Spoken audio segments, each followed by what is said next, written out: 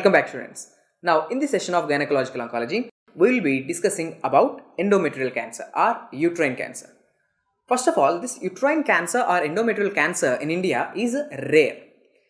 Endometrial cancer is the most common gynecological cancer in the Western world or developed countries. And that too, this endometrial cancer is going to be most commonly seen in a postmenopausal women of usually 50 to 60 years of age. Okay, this is not going to be seen usually in a reproductive age group, but this is a cancer of old women. Okay, having said that, let's start from the basics. Guys, endometrial cancer, it's a cancer, but what about the pre-malignant condition? Okay, that is endometrial hyperplasia. What exactly is this endometrial hyperplasia, guys? Very simple, in the name itself it's very clear that endometrial hyperproliferation. Endometrial hyperplasia, which means that the endometrium is hyperproliferating. Now, if you ask me in specific that which endometrium is hyperproliferating, it's the stromal, it's not the stroma, it's the glands. Okay, the endometrial glands are hyperproliferating in comparison to the stroma. So more and more division of the endometrial glands. Now, this endometrial hyperplasia is classified into two types. It's a very old classification, but still we have to know this. The classification is simple hyperplasia and complex hyperplasia. So what exactly is the difference, guys? Very simple. That simple hyperplasia, it's a very simple thing. Okay, there is proliferation of the glands, endometrial glands, but not too much. But in complex hyperplasia, the endometrial glands are too much crowded. Okay, there is a too much crowding of the endometrial glands, and there is a back-to-back arrangement of this endometrial glands, and even you can see that there is a luminal outpouching. Okay, there is luminal outpouching of this endometrial glands, but there is no such kind of crowding in simple hyperplasia. Now let me ask you, which is good? Simple hyperplasia is good or complex hyperplasia is good? In comparison, in relatively, the simple hyperplasia is somewhat good than complex hyperplasia. Why? Because complex is more complicated kind of thing. There is more number of glands. Now, having said that, the simple and complex hyperplasias are further divided into 4 types based on presence of atypical cells. Guys, please concentrate here. See, this is simple and complex hyperplasias. They are further classified into 4 types. How, sir? Simple hyperplasia without atypia. What does I mean by without atypia? In the sense that there are no atypical cells. And simple hyperplasia with atypical cells. Simple atypical hyperplasia and simple hyperplasia without atypia. In the same way, complex hyperplasias are also divided into complex hyperplasia with atypical cells and complex hyperplasias without atypical cells. So in total we are having 4 categories. See, this is the old classification, but these days this old classification was totally kept into trash. Now we are having a new classification or new categorization. What is that? See, now we are not considering hyperplasia into simple and complex types. Now it's very simple that hyperplasia with atypical cells or without atypical cells. It's very clear, straightforward. Hyperplasia without atypia, something good, and hyperplasia with atypical cells, that is atypical hyperplasia. So we are having only 2 types. Now, point to be remembered is atypical hyperplasias. Okay, atypical hyperplasias, which means the hyperplasia which are having the atypical cells. Okay, what exactly are these atypical cells, guys? You know it. Atypical cells means there is a very large nucleus inside a cell. Okay, if this is a cell, there is a very large nucleus occupying the cell and sending the cytoplasm to the periphery, or I can say there is increased nucleus to cytoplasm ratio. So these are termed as atypical cells. Now, if you are having hyperplasia with atypical cells, that can be called as endometrial intraepithelial neoplasm. Okay, endometrial intraepithelial neoplasm is nothing but atypical hyperplasia. It doesn't matter whether it is a simple hyperplasia or complex hyperplasia. Okay, Having said that, let's continue further. Now, see, we are having 4 different types of hyperplasias. Okay, this is an old classification, it trashed now, but still it is important because they are asking the questions in the exam. What are they? These 4 different types of hyperplasias, they may change into carcinomas. Okay, they may transform into cancers. How much, sir? If you ask me that, see, simple without atypia, simple hyperplasia without atypia, which means it's a simple hyperplasia, there are no atypical cells, which means very, very good. So there is only 1% chance of turning into cancer. So what about the extreme end, that is complex with atypia? See, already the hyperplasia is complex, that too atypical cells are present, which means very bad. So there is lots and lots of chances that this hyperplasia with atypical cells may transform into cancer. So almost 30% chance.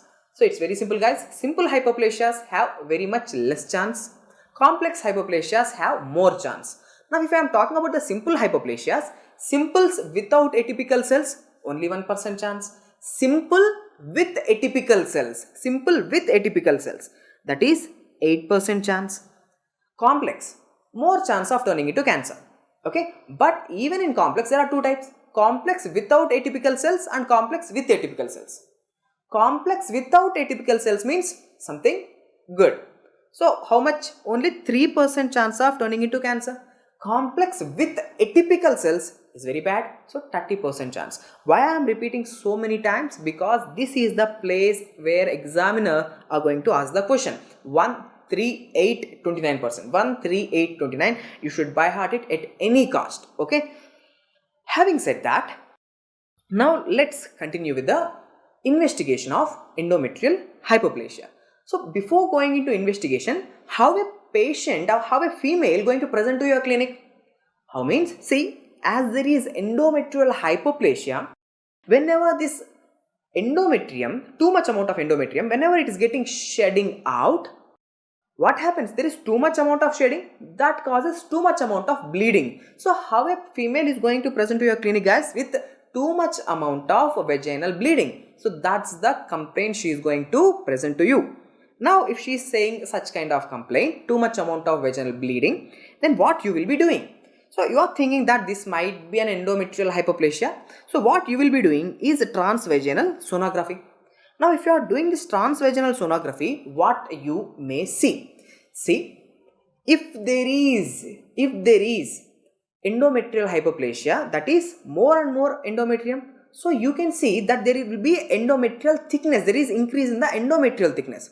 So the ET, that endometrial thickness, if it is more than 12 mm in a premenopausal woman or more than 5 mm in a postmenopausal woman. See, what you have done, it's very simple. You have done the transvaginal sonography.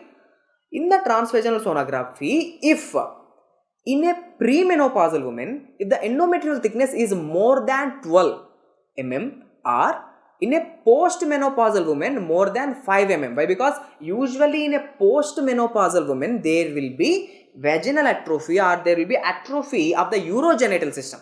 So usually in a postmenopausal woman there will be atrophy of the endometrium which will be less than 4 mm. I am repeating.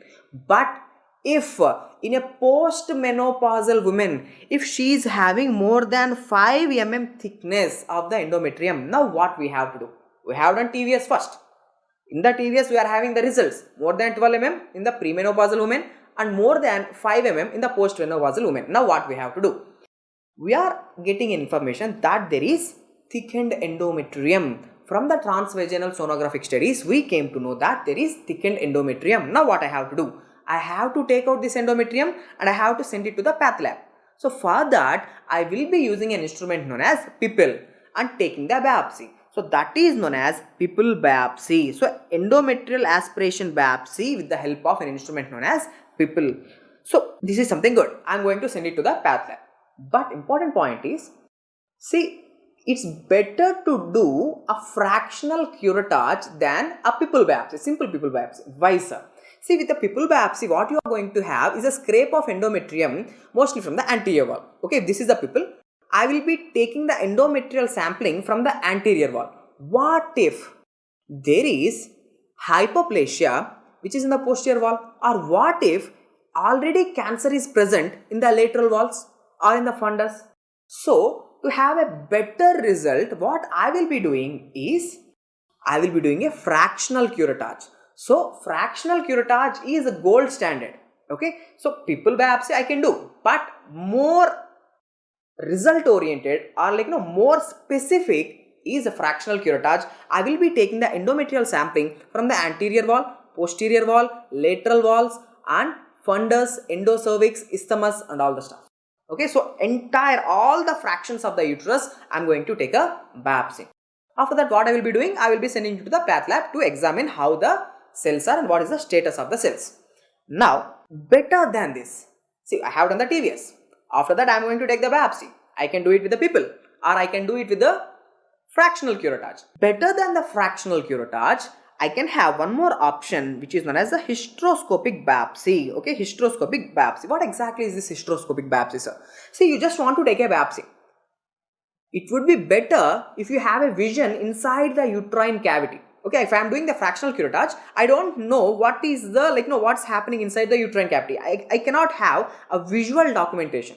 But with the hysteroscope, if I am taking biopsy means that's more better, or I can say there is 100% sensitivity will be present with the hysteroscopic biopsy. I am just going to put a probe with a camera into the uterine cavity and I am viewing the whole uterine cavity. If I find that there is some abnormal area, I am going to take the biopsy especially from that particular area so that I can have a better result. So 100% sensitivity and will be there for the hysteroscopic biopsy. So this is what I will be doing to this female. Now, important point to be noted is, see, if you are not finding this fractional curettage in the options, what is the gold standard for endometrial biopsy? Okay, gold standard investigation. Fractional curettage we all know. But if you don't find this answer, fractional curettage, then you can go for the dilation and curettage. Okay, dilation and curettage one are the same. Now, let's go further. Okay guys, in the path lab the result came. Now the result can be something like this, absolutely normal. If it is absolutely normal, there is no problem at all. What if the result is saying me that there is hyperplasia but there is no atypia? Okay, there is hyperplasia. It doesn't matter whether it's a simple hyperplasia or complex hyperplasia. My treatment is not going to be depend on whether it is simple hyperplasia or complex hyperplasia. My treatment or my management is going to be depend on whether they are atypical cells or not. Now the result came. The result is showing that there is hyperplasia without atypical cells, which means something good. There are no atypical cells. If there are no atypical cells, the risk of turning into cancer is very, very less. Okay, 1 to 3%. If it is simple, 1%. If it is complex, 3%. Okay, 1 to 3% chances of transformation into malignancy are there. Now, what I will be doing? In this condition, I will be asking the female, whoever come to me, to take the progesterones. I am going to keep her on the progesterone therapy. How progesterones are going to helpful in this condition? Progesterones will cause decidualization in the uterine endometrium. Estrogens will cause proliferation, hyperproliferation. But progesterone's action on the endometrium will cause stabilization of the endometrium or decidualization of the endometrium. We will also know that progesterones can cause atrophy of the endometrium. That's what we want here. Okay, so that's the reason why in non-atypical hyperplasias I can use progesterone therapy, and that progesterone therapy can be given cyclically. Okay, that progesterone therapy can be given cyclically, or that progesterone therapy can be given continuously. So continuously in the sense I will be keeping an progesterone releasing IUCD, intrauterine contraceptive device, that continuously releases this progesterone. That progesterone will bring the decidualization in the uterine endometrium and stabilizes the endometrium from hyperproliferating. Okay, see, in a premenopausal woman, okay, if this hyperplasia without atypia is seen in a premenopausal woman, what I will be doing is, mostly I will be giving her medroxyprogesterone acetate, which is nothing but a progesterone. Okay, medroxyprogesterone acetate for 21 days for the next 3 months. Or I can use continuous progesterone by giving her or keeping an intrauterine contraceptive device, okay, progesterone releasing Mirena. Or in a perimenopausal woman, I'm not going to use this for 21 days. I'm not going to give her medroxyprogesterone acetate for 21 days, but I will be giving medroxyprogesterone acetate, same thing, for 14 days, okay, 5 to 10 milligram. I'm decreasing the dose, okay, why? Because she is almost perimenopausal. So here I will be using the same medroxyprogesterone acetate for 14 days, okay, 5 to 10 milligram each month. Okay, that's the management of endometrial hyperplasia without atypia. Now, what if the result is such that there is endometrial hyperplasia but atypical cells are present? Now, if I am saying the atypical cells are present, there is a heavy risk, there is a high risk of transforming into malignancy. How much risk, guys? It's almost 8 to 29% or 30% chances of turning into malignancy. So, how I am going to manage this condition? Now, I will be managing it mainly by hysterectomy. Okay, I will be managing it by total abdominal hysterectomy. But before doing hysterectomy, you make sure that she is not having some focal masses of already cancer. Okay, some focal masses of cancer is already present. So rule out the cancer first. See, the result is hyperplasia with atypical cells. See, these atypical cells are also present in cancer. Okay, the atypical cells are even present in the cancer. Now, if you are having these atypical cells both in cancer and hyperplasia, so you should rule out that there is no cancer at this moment. Okay, so to rule out that, what you should do? You should perform a fractional curettage. Okay, if the endometrial biopsy is showing atypical cells, just wait. Now, let me make the concept more clear. You have done the transvaginal sonography. After that, instead of doing a fractional curettage, you might have done a pipple biopsy. Okay, you have done the TVS, you have done the pipple biopsy. Now, in the pipple biopsy, now the result is showing that there is atypical hyperplasia. Now, what you should do? You should perform a hysterectomy. But before performing hysterectomy, what I am saying is, first rule out the cancer. Why? Because the atypical cells are present in hyperplasias, that is atypical hyperplasias as well as the cancer. So to rule out the malignancy, what you should do? Perform fractional curettage under hysteroscopy. Under hysteroscopic guidance, do a fractional curettage. And if in the fractional curettage, if it's showing that there is no endometrial cancer, okay, why? Because how we will say that there is endometrial cancer? If there is a stromal invasion. Okay, in endometrial cancer, there will be stromal invasion. If there is no such invasion, we can confirmly say that this is just atypical hyperplasia, and what I will be doing is a hysterectomy. Okay, why we are doing hysterectomy? Why? Because there is more risk of turning into cancer. Okay, so that's what you have to keep in mind. Guys, performing hysterectomy, along with hysterectomy, what you can do is also bilateral salpingo-oophorectomy. See, please concentrate here. If the female is less than 45 years,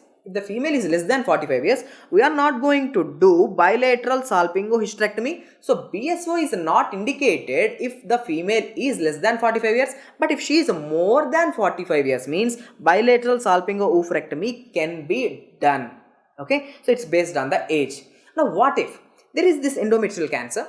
Okay, not endometrial cancer. What if there is this atypical hyperplasia, which is having a more risk of turning into malignancy? That too, this is happening in a female who haven't completed her family.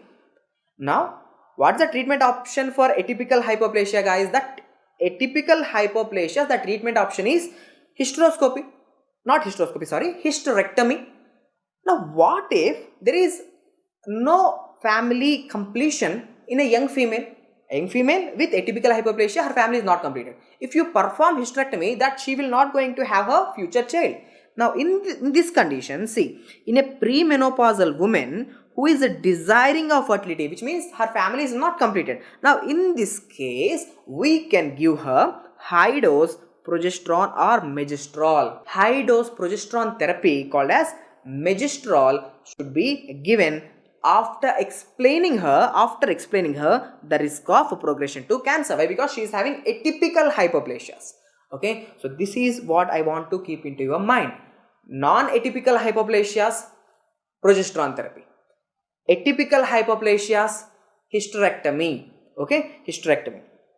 So this is what you should know about endometrial hypoplasia. So once we have completed the endometrial hypoplasia, now let's move to endometrial cancer. Guys, I have already said you that endometrial cancer in India is very rare entity, and this is the most common gynecological cancer in the developed countries, okay, or the Western world. Incidence is almost 20%, and the mean age of presentation, this is something very important. Usually this endometrial cancer, as I have already said, that this is going to be present somewhere between 50 to 70 years. So the mean will be coming somewhere around 60 years. Okay, usually the endometrial cancer is going to present between 50 to 70 years of age. Okay, this is not the cancer of reproductive age. This is the cancer of postmenopausal age. Now, having said that, let me also tell you some important single line of questions. Okay, see, sir, most common gynecological cancer in the Western world is endometrial cancer, but in India and the worldwide, okay, worldwide, what's the most common gynecological cancer or genital cancer? It is a cervical cancer, and even in India it is a cervical cancer. Okay, don't forget this point. Now, so let me tell you one more important point about this endometrial cancer. See, these endometrial cancers are highly associated with hyperestrogenic state. Why, sir? Hyperestrogenic state means more estrogens. More estrogens are going to be the stimulation, okay, are going to show the stimulatory effect on the endometrium. So too much amount of stimulation on this endometrium can cause endometrial cancer. Okay, please keep that point in mind. So what are the risk factors? So all that factors which increase the estrogen levels in the body can act as a risk factor. Now see, obesity. Okay, obesity is a risk factor. Why? Because if a female is obese, guys, risk factors are very important. Okay, definitely they will ask you all of the following are the risk factors for endometrial cancer except. So you should know all the risk factors very clearly. Obesity is a risk factor. Why? See, if a female is obese means she is having lots and lots of fat on her body, she is having lots of adipose tissue. We all know that the androgens in a female body are getting peripherally aromatized to estrogens in the adipose tissue. If she is having more fat means more peripheral aromatization. So more androgens are getting converted into estrogens. So estrogens means, like if there are more estrogens means that causes more stimulation may anytime takes to endometrial cancer. And late menopause, usually, for example, let's take a menopause should be happening by 50 years. For example, if she is having menopause at 57 years, it means that she is having 7 extra years of endometrial stimulation by the estrogen. So 7 extra years means that's something bad. The endometrium is keep on getting stimulated. So such stimulation can turn into malignancy. Or early menarche. Okay, early menarche. What does it mean by early menarche? Early menarche means usually a female should have her menarche by the age of 13. For example, 13, not 30, 13. Okay, if she is having this menarche starting of this menses by something like 8 years of age. 8 years of age means almost 5 extra years of stimulation. Okay, these 5, 8, 9, 10. Okay, 11, 12, 13, that 5 to 6 extra years of the endometrial stimulation will be there, and that may cause cancer in her later life. Okay, now diabetes. Usually diabetes women are a bit obese women, and they are more likely to get this endometrial cancer. And atypical endometrial hypoplasias, I have already said you, atypical hypoplasias having a risk of how much percent, guys? If it is simple hypoplasia, 8%. If it is complex hypoplasia with atypia, it is 30%, 29 to 30%. So atypical hypoplasias are more likely to turn into malignancy. And the conditions wherever there is unopposed estrogens are the conditions like anovulatory conditions. For example, PCOD. We all know that in PCOD, there is high levels of estrogen, but there are no progesterones. So estrogenic effect should be counteracted by the progesterone. But what in this PCOD is happening? In the PCOD, there is hyperestrogenemia, but there is no progesterone. Why? Because there is no ovulation. If there is no ovulation, there is no corpus luteal formation. If there is no corpus luteum, there is no progesterone. So here there is decreased progesterone, hyperestrogenemia. And HRT, we all know that hormone replacement therapy. What we are giving? We are replacing the estrogens. Okay, a female after her menopause, after her menopause, she will be having all the post-menopausal symptoms like flushing, like vaginal atrophy that can cause post-coital bleeding. So she is having lots of problems like osteoporosis and all. Guys, it's very clear. In a postmenopausal woman, there will be flushing, there will be osteoporosis, there will be dyspareunia and all the stuff. So what I will be doing, I will be trying to give the hormone replacement therapy. I am trying to replace the lost estrogens into her body.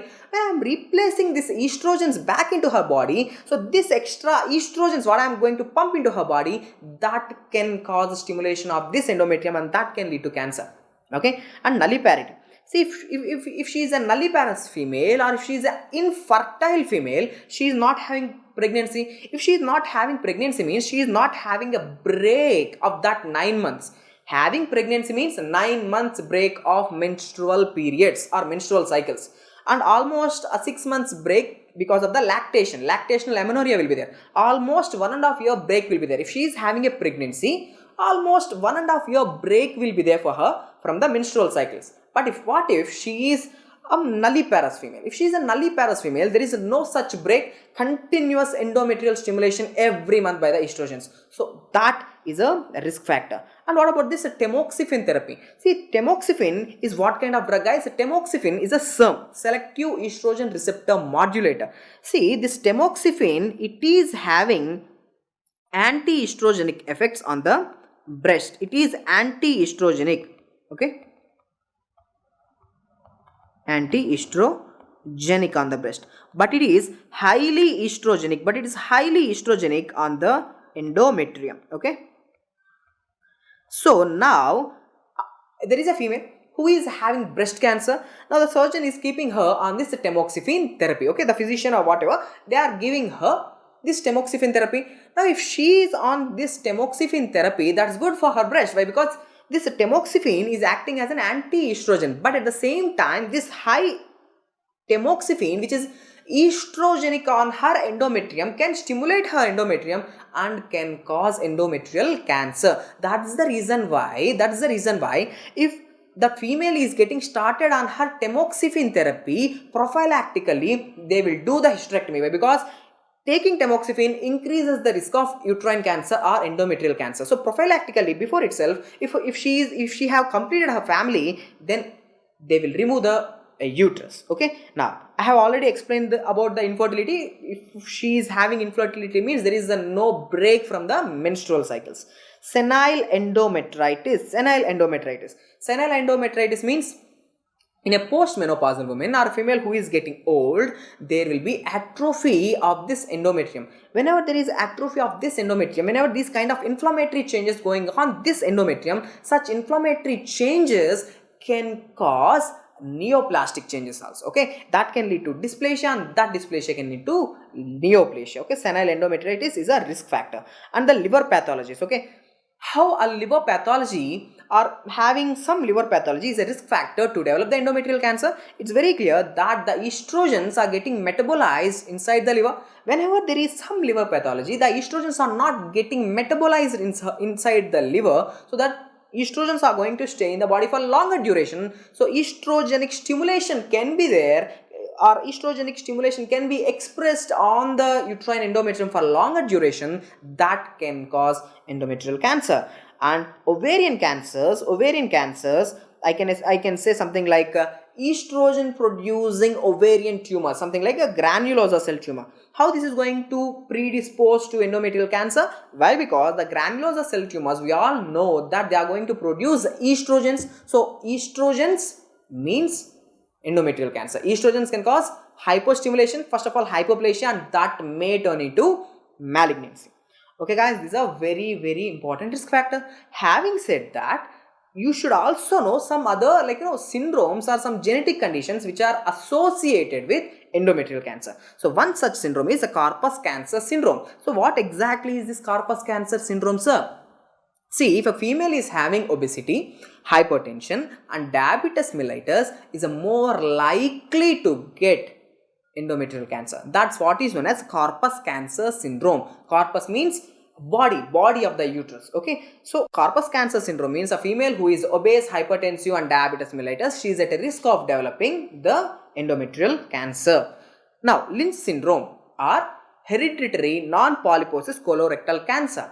See, this Lynch 2 syndrome or hereditary non-polyposis colorectal cancer, these females who are having this mutation, okay, so these, like, the females who are having this kind of mutation in their genes, they are more likely, almost 40 to 60% lifetime risk will be there. Okay, if they are having this Lynch 2 syndrome, they are almost having 40 to 60% risk of developing endometrial cancer in their lifetime. Okay, so what we should do? Okay, there is a female. Now she is having this HNPCC gene mutation, or like, they are having this Lynch 2 gene mutation. Now we know that they are at a risk of getting this endometrial cancer. So what we should do? So what we will be doing is, we will be doing this risk reducing total abdominal hysterectomy. Okay, risk reducing surgeries like total abdominal hysterectomy with bilateral salpingo-oophorectomy once her family is completed. Why we are doing this? We know that she is at risk of developing the cancer, 60% lifetime risk of developing the endometrial cancer.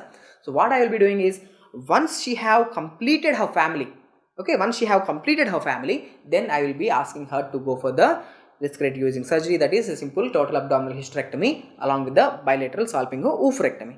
And a Cowden syndrome, this Cowden syndrome is a hematomatous condition. Okay, multiple hematomatous condition. Usually hematomas are benign tumors. Having this Cowden syndrome will also be a risk factor. Okay, at any time in her life she might develop this endometrial cancer. And in her family, guys, this is very, very important.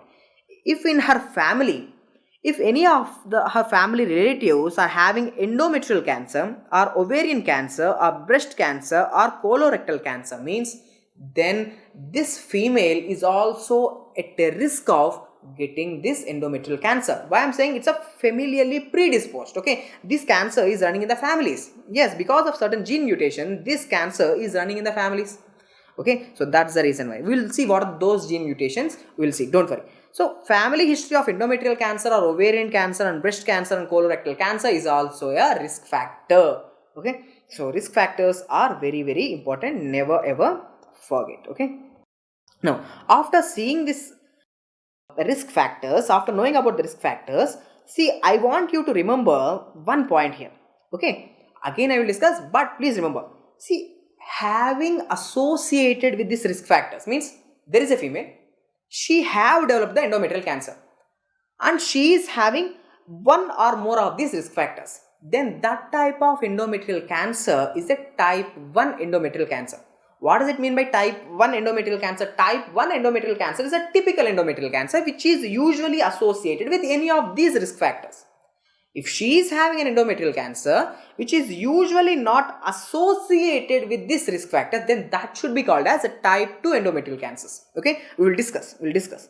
Now, after seeing the risk factors, let's talk about the protective factors. See, smoking is considered to be protective. Why smoking is considered to be protective, guys? Because smoking inhibits the peripheral aromatization. So androgens are not going to be converted into estrogens. So estrogen levels will go down. That's something good. So smoking is a risk factor. Pregnancy is a risk factor. Multiparity is a risk factor. Sorry, not risk factor. It's a protective factor. Okay, smoking is a protective factor. Pregnancy is a protective factor. Multiparity is a protective factor, and OCPs are the protective factors. Why? Because smoking, I have already explained you, inhibits the peripheral aromatization. That's something good. Pregnancy, see, there is a pregnancy means that's something good. Why? Because there is a break. Okay, there is almost 1.5 years break.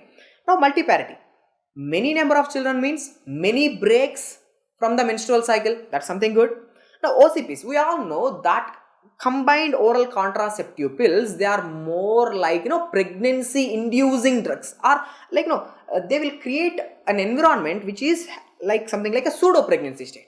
Okay, so that's the reason why taking OCPs creates a pseudo pregnancy state in the body, and that is something very, very good here. Why? Because having a pseudo pregnancy state is good. Why? Because having a pregnancy is good. In the same way, having pseudo pregnancy state is also good. Okay, simple. Now, smoking is a risk factor for cervical cancer, but smoking is a protective factor for endometrial cancer. Guys, never ever forget, smoking is a protective for endometrial cancer, multiparity protective factor, and pregnancy is a protective factor, and oral contraceptive pills are protective factors. Now after this, let's see the classification of endometrial cancer. So what is the classification? Histopathologically, okay, histopathologically there are different types of endometrial cancers, but the most important type is endometrioid adenocarcinoma, which is most common. Endometrioid adenocarcinoma is the most common type of endometrial cancer, which is having a very good prognosis. But important point to be noted is papillary serous carcinomas, clear cell carcinomas, they are most malignant, they are most malignant cancers. Okay, which is most common? Endometrioid adenocarcinoma is very, very good. Okay, endometrioid adenocarcinoma is most common and it's very good type of cancer. Why? Because it's having a good prognosis. But which are having the worst prognosis are most malignant. It's the papillary cancers and clear cell cancers they are having most malignancy. Okay. Now, after saying this, let's see the grading of these endometrial cancers. Now, what exactly are these grades? Guys, grades means, for example, on the histopathological side, you have taken the sampling of this cancer. Okay, you have taken the sampling of this cancer. Now, if the tumor cells are well differentiated, means you can perfectly demarcate the cells and you can totally see the normal morphological architecture of the cells. Okay, then it is a well differentiated cell. So that's a grade 1 cell. In a grade 2, what's happening, guys? There is a moderate differentiation. And in grade 3, the cells are very poorly differentiated or undifferentiated cells. So these grades are also the histopathological examination basis, or I can say the grades are based on the histopathological examination. Please concentrate here. Different endometrial cancers, different endometrial cancers like adenocarcinoma, papillary serous adenocarcinoma, or clear cell carcinoma, all of them are also based on histopathology, and grades are also based on histopathology. Now, these grades, you can see if it is a grade 1, they are well differentiated, and also there are less than 5% of the solid areas. What does I mean by? See, on a histopathological slide, see, if the tumor cells are clumping like this, if they are getting a coagulum of, if you are having a coagulum of these tumor cells in one place together, that should be called as a solid area. Okay, that should be called as a solid area. See, in the entire slide, if they are occupying less than 5% of the area, that should be a grade 1.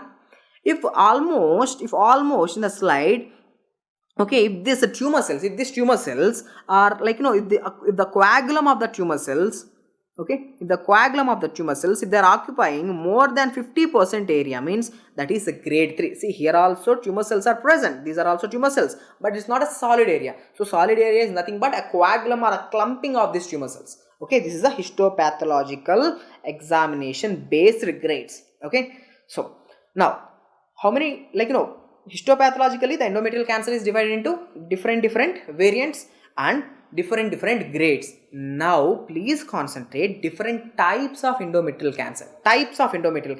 How many types of endometrial cancers are there? Type 1, type 2. So I have already said to you, if an endometrial cancer which is associated with the risk factors which we have discussed already, then that should be called as a type 1 endometrial cancer. And type 2 means which is usually not associated with any of that following risk factors. This is something atypical. Okay, now let's see.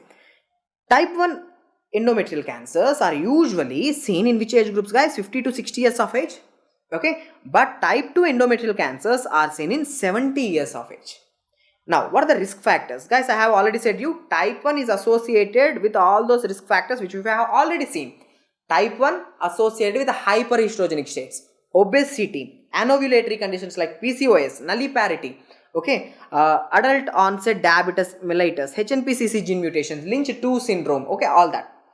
But remember that the type 2 endometrial carcinoma, okay, a type 2 endometrial cancer is happening in an atrophic background. Okay, type 1 is happening in a hyperplasia background. Okay, there is a precursor lesion called endometrial hyperplasia. First of all, there is endometrial hyperplasia. That endometrial hyperplasia is getting converted into endometrial cancer. That is a type 1. But in type 2, the endometrial hyperplasia is not happening. Okay, so there is atrophy. Okay, at the end there is atrophy. Okay, see, precursor lesions are seen in the type 1 endometrial cancer, but there is no such precursor lesion in the type 2 endometrial cancers.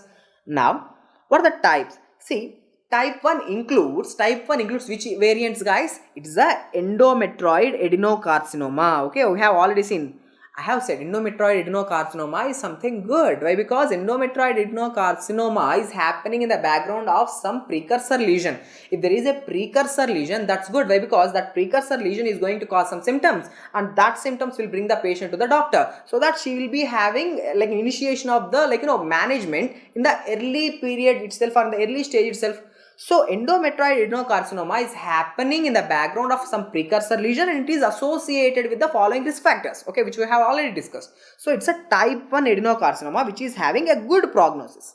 Okay, now, but type 2, I have already said, clear cell carcinomas and papillary serous carcinomas, they are most malignant, and they are coming under type 2 endometrial cancers. These two variants are coming under type 2 endometrial cancers, which I have already said having a bad prognosis or worst prognosis. Now the mutations associated, type 1 endometrial carcinoma, it is associated with the mutation in P10 genes and MSI gene. Okay, P10 mutation. Okay, P10 mutations are associated with the type 1 endometrial cancer. This is very, very important. P53 gene mutations are seen in clear cell and papillary serous variants. So that will be seen in the type 2 endometrial cancers. So metastasis, guys, if it is a type 1 endometrial cancer, there will be metastasis to lymph nodes, ovaries. But if it is type 2 endometrial cancer, there will be metastasis to peritoneum, which is very bad. Okay, peritoneal involvement is bad. Now prognosis, type 1 good prognosis, type 2 bad prognosis. So this is all about the types of endometrial cancers. We have seen the grades of endometrial cancers, and we have seen the variants of endometrial cancers, okay, based on histopathology. Now, having said that, what are the clinical features of this endometrial cancer? If a female is having its endometrial cancers, how she is going to present to the clinic? So the peak incidence of this endometrial cancer is 60 years. That's already we have seen the mean age for the endometrial cancer is 60 years. Now, what is the most common complaint? See, if she is having this endometrial cancer, she is going to present with the irregular vaginal bleeding or acyclical bleeding. She is having this irregular vaginal bleeding. Okay, why? Because this is there is too much amount of this endometrium, and it will be shedding out, and that causes the bleeding. Okay, so irregular vaginal bleeding will be there. There will be pyometra. Okay, there will be pus formation, that the pus extruding from this from this tumor, and that's getting collected inside her uterus, and from her uterus that's coming out of her vagina, that causes a vaginal discharge. Foul smelling vaginal discharge will be there in the background of a pyometra. And there will be mild pain which occurs every day at the same time for 1 to 2 hours. This is because of the referring pain to the inferior, okay, referring pain to the iliac fossa, okay, or hypogastrium. This is known as Simpson's pain. What exactly is the Simpson's pain, guys? Simpson's pain is a referred pain to the hypogastrium or iliac fossa, which is happening at the same time. But at the end of the day, what is that important point which you have to keep in mind? That is, what is the most common complaint? Irregular vaginal bleeding. Okay, that's the important point you have to keep in mind. And also you have to know that usually how cancers are going to present. Usually cancers present with decrease in weight, decrease in appetite, decrease in the blood, that is anemia, with the pain, so much amount of pain. So these are usually the cancer symptoms, like decreased weight, anorexia and all the stuff. But endometrial cancer patients, usually they are obese females. Okay, they are having a lot of fat on their body. So do they look like decreased weight? No. So please remember that the typical features of cancers like weight loss, loss of appetite, cancer cachexia, they are usually absent with the endometrial cancer. Okay, Simpson's pain is present with endometrial cancer because of referring of the pain to the hypogastrium. Okay, sir, well and good. Now, see, already the female is a 60-year-old female. Already she is a 60-year-old female, and now she is having the bleeding. So there will be postmenopausal bleeding. Okay, there will be postmenopausal bleeding with the endometrial cancer. But the important point to be noted here is endometrial cancer is not the most common cause of postmenopausal bleeding. There are other causes. See, already our female is a 60-year-old female. Now she is having this endometrial cancer and she will bleed for sure. My point is, there is bleeding after menopause. So this is a postmenopausal bleeding. But endometrial cancer is not the most common cause of postmenopausal bleeding. So what is the most common cause of postmenopausal bleeding? See, it is CA cervix or cervical cancer is the most common cause of postmenopausal bleeding in India and worldwide. Okay, India and worldwide it is CA cervix. But in specific, if they ask you, in specifically, most common cancer causing postmenopausal bleeding in developed countries. In developed countries, if they are mentioning, means that is atrophic endometritis or senile endometritis. Okay, that's the most common cause of postmenopausal bleeding in the Western countries. Okay, now having said that, let's continue. Staging of the endometrial cancer. Now guys, the staging which we are going to do right now is the surgical staging. Okay, it's not the clinical staging, it's the surgical staging. All the cancers in the gynae are staged surgically. Okay, this is what I have already said in the cervical cancer. Again I am repeating, all cancers are staged surgically except cervical cancer. Now what I am going to do, guys, see, whenever I came to know that there is endometrial cancer, okay, now I have done the biopsy, I have done the fractional curettage, and in the fractional curettage it's very clear that there are atypical cells and there is stromal invasion. Now once there is stromal invasion, that I am very much sure that there is endometrial cancer. Now what I will be doing is, I will be doing the surgery. First I will do the surgery, later I will know what is the stage of cancer. Okay, see, it's not something like, according to the stage we are not going to do the surgery. It's not something like that. What we will be doing is, first of all, we will perform the surgery. We will take out all those tissues and we will send it to the path lab. There they are going to say, like, which stage of endometrial cancer she is having. So the staging is done surgically. Okay, in the surgery, what I am going to do? I am going to do total abdominal hysterectomy with bilateral salpingo-oophorectomy. Along with the total abdominal hysterectomy, bilateral salpingo-hysterectomy, I am also going to do pelvic and peritoneal lymph node sampling should be done. Along with that, if it is especially papillary or clear cell cancers, then I will also be doing omentectomy and peritoneal biopsy. Why? Because these are very dangerous cancers. Okay, so that's the reason why I just want to know whether there is any involvement of the omentum or peritoneum. So it's very simple that the staging is surgical staging. Now let's go further. Now what are the different stages in the endometrial cancer? Now stage 1. Stage 1 is very simple, that the cancer is limited to the uterus. Cancer is lying inside the uterus. Now stage 1 was further divided into 1A and 1B. What is the difference? In 1A, this endometrium, let me show you here. If this is the uterus, here is our endometrium. Okay, this is our endometrium. If this endometrium or the endometrial cancer, if it is involving only 50% of the myometrium, okay, this endometrial cancer, it is invading only 50% of the myometrium, then it should be called as stage 1A. So stage 1A is cancer is confined to the uterus and less than 50% of the myometrium is involved. And in stage 1B, the cancer is confined to the uterus but more than 50% of the myometrium is involved, means the full thickness of the myometrium is, total myometrium is involved. Now that is stage 1.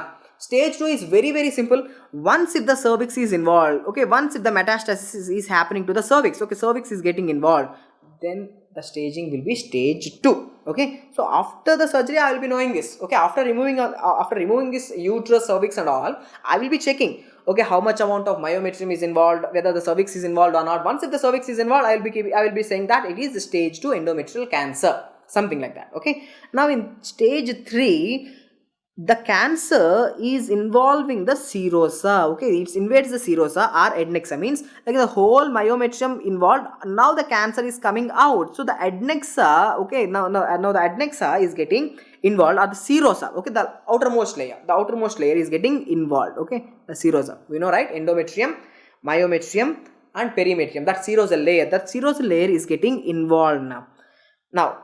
Stage 3B, now there is a parametrial involvement. You know the parametrium, the sides to the uterus, okay, the sides to the uterus, whatever is there, that broad ligament and all the stuff, now they are getting involved. So parametrial involvement is stage 3B. Now in 3C, stage 3C was further divided into C1 and C2. What is the difference? See, if the pelvic lymph nodes are affected, means if there is metastasis to pelvic lymph nodes, means then it is C1, and if there is metastasis to the para-aortic lymph nodes, means then it is the C2. Now, stage 1, cancer in the uterus, less than 50% of the myometrium, stage 1A, and stage 1B means more than 50% of the myometrium is involved. Stage 2, cervix is involved. Stage 3, in stage 3 there is a stage 3A where the serosa is getting involved. Stage 3B where the parametrium is getting involved. Stage 3C, in stage 3C, C1 and C2 are there. In C1, pelvic lymph nodes are getting affected, and in C2, para-aortic lymph nodes are getting affected. And stage 4, there is almost bladder, it's a more kind of almost end stages, okay. These are where the bladder and bowel are getting affected, okay. The bowel and bladder are getting affected, or I can say there is a metastasis to the bowel and bladder. And 4B, there is a distant metastasis to the abdomen and inguinal lymph nodes. This is a very, very important MCQ. Inguinal lymph node involvement. What is the stage of endometrial cancer? 4B. Parametrial involvement. What is the stage of endometrial cancer? Parametrial involvement is stage 3B, important MCQ. Okay, so these are what you have to keep in your mind. And what is the spread? What is the mode of spread of this cancer? The most common mode of spread is a direct extension. Okay, direct spread. But when I am discussing about the cervical cancer, there I have said the most common mode of spread is the lymphatic route. Okay, lymphatic spread is the most common spread of cervical cancer, but endometrial cancer, the most common mode of spread is a direct extension. So these are the stages of the cancer. Now, when I came to know about the staging, once I have performed the surgery, then I will be knowing the stage, which means already I have done the surgery, which means already I have done the treatment. I have removed the uterus, I have removed the tubes, I have removed the ovaries. Along with that, I have removed pelvic lymph nodes, para-aortic lymph nodes. Means already treatment is done. So treatment is done along with the staging. Okay. So to make the concepts more clear, okay, I will just show you a table which will be very much useful to solve the MCQs. Guys, please concentrate. In stage 1A1, grade 1 and grade 2. It's a stage 1A. Not 1, it's a stage 1A. In stage 1A and grade 1 and 2. See, I have already said you the grades. Okay, I have already discussed about the grades with you. What exactly is grade 1, grade 2 and grade 3. Now, if it is a stage 1A and grade 1 and 2, what is the type of surgery that should be done? It is total abdominal hysterectomy with bilateral salpingo oophorectomy. That's already we have done it. Along with that, we have also do the lymph node sampling. Now please remember, if the tumor size, stage 1A means it's a very small tumor, less than 50% of the myometrium is involved. Maybe the tumor is very, very small. If the tumor is less than 2 centimeters, means there is no need to do the lymph node dissection. Lymph node sampling is not needed in stage 1A, grade 1 and grade 2 if the tumor size is less than 2 centimeters. Okay. Now, if it is more than 2 centimeters, means then we can do pelvic lymph node dissection. Okay, pelvic lymph node sampling can be done if the tumor size is greater than 2 centimeters. Now, stage 1A, same. Here also stage 1A, here also stage 1A. But here it's a grade 3. Grade 3 means the solid areas, the clumping of the tumor cells is more than 50% on the slide. Something more dangerous, right? Now in this condition, stage 1A1 grade 3 and also for stage 1B. See, we are still in the stage 1. We are still in the stage 1. See, it's a stage 1A, it's a stage 1B. Now here, again same surgery. Okay, total abdominal hysterectomy, bilateral salpingo hysterectomy. Again I am repeating. According to the stage, we are not doing the surgery. Already surgery is done. Once the surgery is done, then we are going to give the staging. Okay. Now here in this condition, we will be doing both pelvic lymph node dissection and para-aortic lymph node dissection. Okay. In stage 1A grade 3 and stage 1B, I will be doing total abdominal hysterectomy with bilateral salpingo oophorectomy. I will also be doing pelvic and para-aortic lymph node dissection. Now, something very important point here is what should I do if it is stage 2? Okay, what should I do if it is a stage 2? Means when I'm performing the surgery, okay, now itself, when I'm performing the surgery, if I can see that the cervix is also involved, okay, if the cervix is involved, then I'm not going to do just simple total abdominal hysterectomy with bilateral salpingo oophorectomy. I will be doing a modified radical hysterectomy known as Wertheim's hysterectomy. Okay, Wertheim's hysterectomy or modified radical hysterectomy should be done once the cervix is involved. Okay, here also I will be doing pelvic lymph node sampling and para-aortic lymph node dissection. Okay, that's common. See, Wertheim's hysterectomy we will discuss in a separate video where, like, in Wertheim's hysterectomy we will be removing, more, it's a more extensive surgery. We are removing certain more extra structures, like almost upper 1/3 of the vagina is being removed. Certain extra structures are being removed. It's a more radical. Okay. Now, in stage 3 and stage 4, if I see there is so much amount of cancer spreading, then I will be doing a debulking surgery. Very, very important. So, debulking surgery is the option for stage 3 and 4 along with pelvic and para-aortic lymph node dissection. Very, very important. 99.9% of the time a question will came from risk factor, staging and treatment. Okay. Now, okay, I have done the surgery. Now, what should I do after the surgery or after the operation? What I should do? That's a post-operative therapy. So, in the post-operative therapy, what we will be doing is, see, if it is a stage 1A and grade 1 and 2, there is no need of any post-operative therapy. There is no need of any radiation or there is no need of any chemotherapy. Now, if it is a stage 1A, grade 3 and stage 1B, then I will be going for the radiotherapy. Same with the case of a stage 2. Okay, if the cervix is getting involved, we'll say it is a stage 2. Here also we can go with the radiotherapy. Now, if it is a stage 3 and 4, I will be doing a debulking surgery, pelvic and para-aortic lymph node dissection. Along with that, I will be doing radiotherapy and chemotherapy. Chemotherapy is most important here. Okay, chemotherapy plus or minus radiotherapy can be done for stage 4. If there is too much extension of the cancer, I am trying to remove as much as possible. I am trying to remove as much as the tumor possible. That's a debulking surgery. Okay, so that's the treatment for the endometrial cancer. Now, following that, let's see the prognostic factors for the endometrial cancer. What are the good prognostic factors and what are the bad prognostic factors? The most important prognostic factor is the staging. Okay, staging is the most important prognostic factor. If she is having stage 1A, that's good. If she is in stage 3 and 4, that's very, very bad. So, staging is a good prognostic factor. After that, it's the lymph node metastasis or lymph node status. If the lymph nodes are involved, means bad. If lymph nodes are not involved, means good. Now, age of the patient. Okay. Age of the patient is also an important prognostic factor. I have already said you the stage is important prognostic factor. And histological types like endometrial adenocarcinoma, endometrioid adenocarcinomas are something good. But clear cell variant or papillary cell variants, they are most malignant types. Myometrial penetration. If myometrial penetration is there, that's bad. If there is more myometrial penetration, means more bad. Less myometrial penetration means good, something like that. Okay, if extension to the cervix means it's almost second stage. Okay, if cervix is involved, bad. If cervix is not involved, that's something good. Okay, something like that. Tumor greater than 2 centimeters.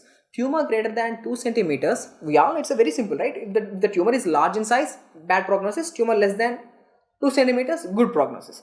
Now, hormone receptor status, hormone receptor sensitivity. Now, if the receptors on the endometrium, if they are still responding to the treatment, if they are still responding to the progesterones and all the stuff, then it is good. If the hormone receptors are positive, means still they are working, then it is a better prognosis or a good prognosis. And what about the ploidy status? If these tumor cells, if they are having this aneuploidy, okay, they are having this aneuploidy, which means abnormal number of sets of chromosomes. If this tumor cells, there contains abnormal number of chromosomes, that's something good. Okay, why? Because they can be better treated.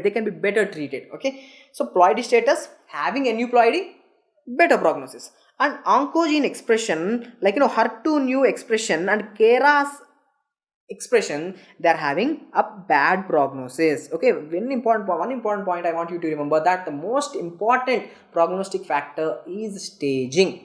Okay, is staging, and endometrioid adenocarcinomas have a good prognosis. And also remember the type 1 endometrial cancers, example is endometrioid adenocarcinoma, that's having a good prognosis. Okay, so those are something very important. And hormone receptor status, positive hormone receptor status is a good prognosis. Please keep that point in mind. So post operative therapy, already we have discussed this. Like, if it's a low risk cancers, like, stage 1A, okay, stage 1A, grade 1 and grade 2, you don't need to have any management, any post operative management is not required. And if it is an intermediate risk means stage 1A1, but it is grade 3, then I will be going for the pelvic radiotherapy. Okay, now if it is a high risk means stage 3 and stage 4 high risk cancer, then I will be doing the debulking surgery. After debulking surgery, what I will be doing is chemotherapy as well as radiotherapy. Okay, chemotherapeutic agent what I will be using is a paclitaxel. Okay, paclitaxel, along with that cisplatin and doxorubicin can also be used. Okay, so along with chemotherapy we can use radiotherapy also. Okay guys, hope the lecture is helpful. Thank you.